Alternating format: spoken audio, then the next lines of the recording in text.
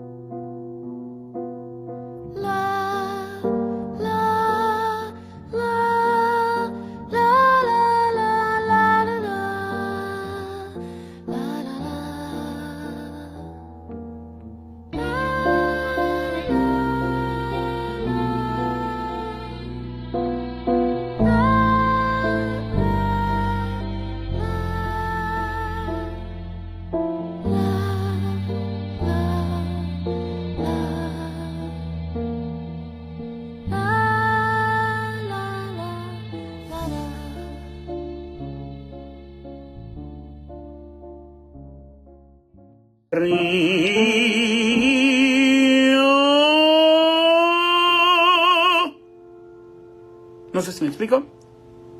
Si hago el sonido abierto sería río.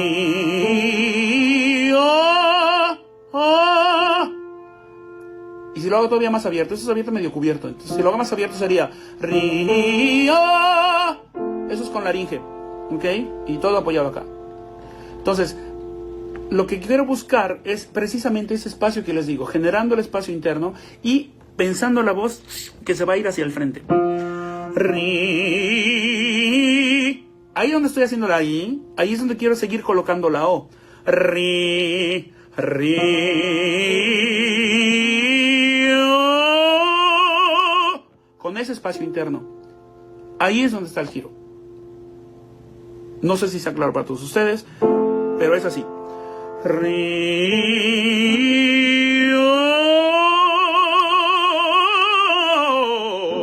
Y esta colita la pongo exactamente en el mismo lugar, no cambio absolutamente nada.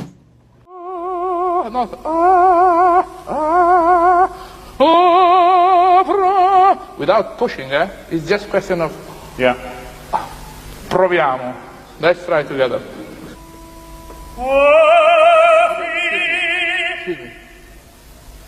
You bluff in the first note. You bluff in the first note. You bluff to yourself. You went, oh,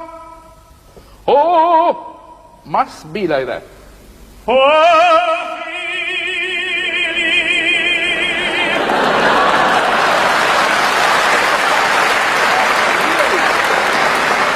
It must, in this area, it must be without spend too much, but it must be.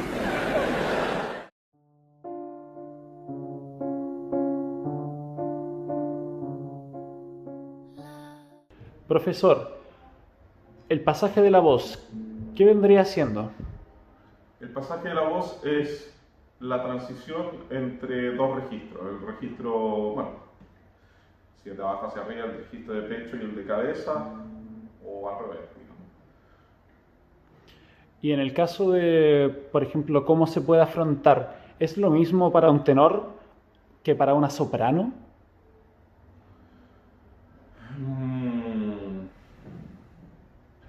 Buena pregunta.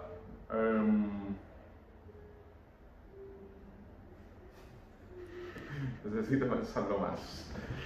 No, a ver, es distinto porque, si bien es exactamente... A ver, hay una cosa que a mí me parece maravillosa, que tanto para hombres como para mujeres el pasaje está exactamente en la misma nota, o en las mismas notas, en el mi, fa, por ahí, ¿ya? El tema es que la mujer en el mundo lírico canta principalmente en la voz de cabeza y por tanto el pasaje le queda en su zona grave, ¿ya?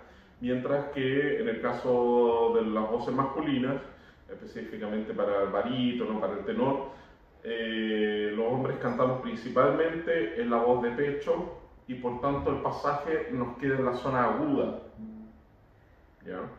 Y como nosotros no utilizamos tanto, por ejemplo, barítono, no utilizamos tanto la voz de cabeza, o en el caso de los tenores necesitan una voz de cabeza reforzada, como que pareciera ser más complejo el trabajo del pasaje vocal, porque está en la zona aguda, ¿ya? Y si no se trabaja bien, impide llegar a la zona, al extremo agudo de un tenor, es decir, por ejemplo, un la, un si, un do, ¿ya? En cambio, para las mujeres, para mí me parece indispensable trabajarlo, pero incluso hay profesores de canto en Europa que jamás ven con mujeres la voz de pecho y por tanto casi ni tocan el tema del pasaje, cosa que a mí me parece raro. Pero ciertamente las mujeres trabajan más acá en la voz de cabeza y por tanto tocan menos ese punto, ¿ya? Pero para mí, según mis creencias, la voz es un todo, tanto para hombres como para mujeres, por tanto el hombre necesita trabajar la voz de cabeza y necesita trabajar su voz de pecho, y las mujeres también tienen que hacer de la voz un todo, un continuo, y por tanto sí hay que trabajar en la zona de pasaje para que, bueno, no se noten quiebres, no se noten cambios de registro. Ujú. En cuanto a la forma de trabajar, entonces, ¿es más complejo para el tenor y en general para el varón? A ver, lo que pasa es que eso está muy entrelazado con una cosa estilística. En el caso del canto lírico, sobre todo desde el clásico romántico y hacia más adelante, la llegada a la zona del pasaje y a la zona sobre el pasaje generalmente vienen de la mano para el caso del tenor, es decir, cuando va hacia la zona aguda con un incremento de la presión, con un incremento del volumen, con un incremento de la sonoridad, ¿ya? Y entonces, si no existiera eso, claro, el pasaje podría ser muy fluido porque en el fondo no vendría con presión desde abajo, ¿ya? Como un cantante hombre generalmente empieza a subir y va metiendo cada vez más presión, ¿ya? Se hace más complejo el tema del pasaje porque se producen más quiebres, ¿ya?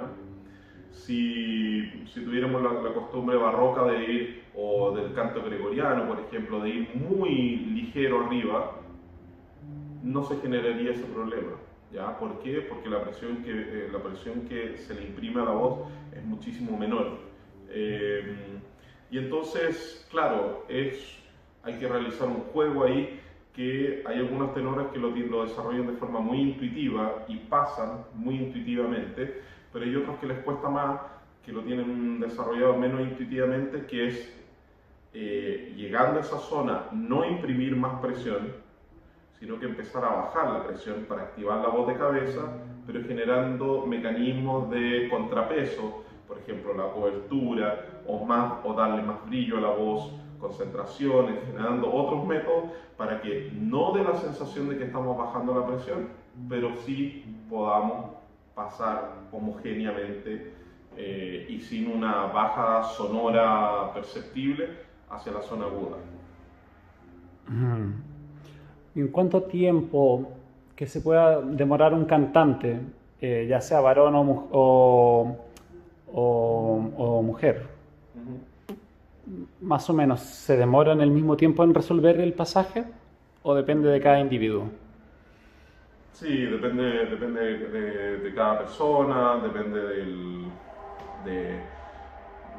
profesor también, si logra tocar las teclas correctas para el manejo del pasaje, pero sí y la práctica, pues. Si hay un cantante que practica poco, o sea, le va a costar más.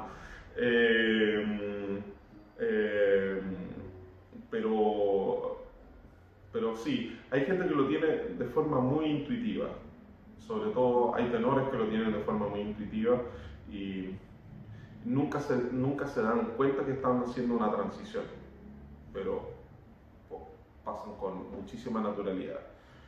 Yo diría que esos son los casos, por ejemplo, de cantantes que tienen muchísimo brillo. Los cantantes que tienen mucho brillo pasan con mayor facilidad hacia la zona aguda. Los cantantes que tienen poco brillo y mucho peso, claro, como van con mucho peso, se produce un quiebre más grande hacia la zona aguda. En el caso de las mujeres, yo creo que, claro, hay como una cosa a veces un poco tabú de los profesores de canto, que es trabajar mucho la voz de pecho. Dicen, como las mujeres no cantan casi en voz de pecho, no hay para qué trabajarlo. Y de esa forma no se hace nunca el trabajo de generar una voz mixta que haga como homogeneice el paso desde la voz de pecho hacia la voz de cabeza, sin que se produzca un cambio sonoro. Muchas mujeres y no se produce un quiebre, pero sí un cambio de sonoridad. Vienen de la voz de pecho, vienen con mucha sonoridad y cambian drásticamente a la zona de abajo de la voz de cabeza sin ningún peso. Y hay que tratar poco a poco de empastar eso para que no se note el cambio de registro. Y para eso, bueno, es todo un tema de presiones al final, es un manejo de la presión. Si la presión de la voz de pecho es muy grande, después generalmente genera un quiebre con la voz de cabeza y se nota un desbalance muy notorio. Si uno baja un poquito la presión de la voz de pecho y le mete un poco de presión a la zona baja de la voz de cabeza y juega un poco con brillo, con cobertura y todo eso, se empiezan a homologar. Y después cuando están homologados, uno puede ir subiendo un nivel más en cuanto a intensidad y otro nivel. De modo que la voz suene muy sonora y uno no se dé cuenta de que hay una transición o un pasaje o un cambio de registro. Bien, profesor. Y en su experiencia como profesor de canto, ¿para usted es necesario hablarle del alumno del pasaje o prefiere evitar hablar del tema y trabajarlo de forma no directa, sino que sin decirle al alumno? Hay muchas cosas que uno no le dice al alumno para que justamente estimular esa espontaneidad. Pero inevitablemente llega alguna clase donde uno está haciendo ejercicio y hay que explicarle ciertas cosas al alumno, digamos. Pero sí, en el manejo de la voz lo más importante es que sea espontáneo. Entonces, si las cosas salen bien espontáneamente, se requieren menos explicaciones o a veces uno por explicar puede echar a perder, digamos, porque puede hacer como intelectualizar algo que sale naturalmente, ¿ya? Eso no quiere decir que, claro, llegado a ciertos momentos donde ya la persona tiene ya cierta madurez, uno habla sobre esos aspectos y le dice, mira, acá está este problema, por tanto y tanto, si es que en el caso de que la persona no lo tenga resuelto naturalmente y ver las estrategias para resolverlo, pero o sea, yo tampoco, o sea, me parece que no hay que tematizarlo clase a clase, ¿ya?